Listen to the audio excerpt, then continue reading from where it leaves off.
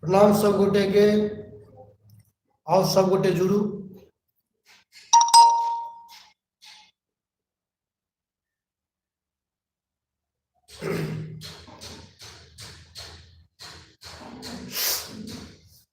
और संगे यही यूट्यूब चैनल के माध्यम से हम पहली बेर लाइव एलहुँ हैं और अपने सबक समक्ष मैथिली में लोकगीत हो, चाहे भगवती गीत हो, चाहे महादेवक नचारी हो, हर तरह गीत लोकगीत के संगे अपने सबक समक्ष हम भेजते रहे छी यही चैनल के माध्यम से। और एक खास बात जे अहाँ सबसे करबाक अइ, ई नया साल आबि रहल है, तैं अपने समस्त श्रोता बंधु के ARV production, ARV Maithili Bhojpuri channel संगे ARV रिकॉर्ड्स चैनल, समस्त ARV टीम के तरफ से अपने समस्त श्रोता लोगन के नव वर्षक मंगल कामना और संगे नव खुशखबरी। हम एक नव प्रयासक संगे सब नव नव कलाकार के लेल एक नीक सोचलहुँ हैं जे अपने लोग के नीक लगे, एहि चीज के शेयर करब, फॉलो करब और संगे हमरा सहमति देब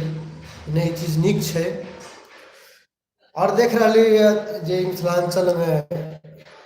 कियो बाहरी CMS वाला सब यूट्यूब सबके एम्हर से एम्हर हेरा फेरी करैत रहैए, तैं सोचलहुँ किएक तऽ एहि दुआरे करै छै कि सब गलती कऽ रहलैए। गलती ई कऽ रहलैए जैसे एक एकटा ट्रैक पर, एक एकटा म्यूजिक पर में 10-10 टा गीत गबैए, स्टूडियो से म्यूजिक बनवाबैत होइ। दोसर बात ई छै जे यूट्यूब से ऑफर दऽ रहल छी जे कलाकार सबके, जे भी केओ कलाकार हमरा स्टूडियो से नव कंपोजिंग म्यूजिक कंपोज करा के गेता, हुनका सबके हम जे छोट छिन अपन स्टूडियो वीडियो होइ छै, क्लिप बाय क्लिप एडिटिंग कऽ कऽ वीडियो के माध्यम से वीडियो बना के गीत के हम फ्री में देबनि, वएह पैसा में रिकॉर्डिंग चार्ज में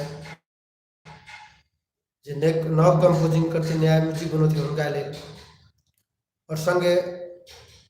जो विशेष जानकारी के बात रहते तऽ केओ कॉपीराइट नहीं मिल सकैया, जो वीडियो रहते तो लोग कनी नीक जकाँ देखते, वॉच टाइम हेतै से किछु ने किछु पैसा बनते। ट्रैक वाला सिंगर सबक लिए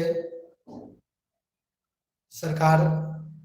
अपने लोग प्रयास करियो कि किछु नया करी, किछु ने किछु नया करी।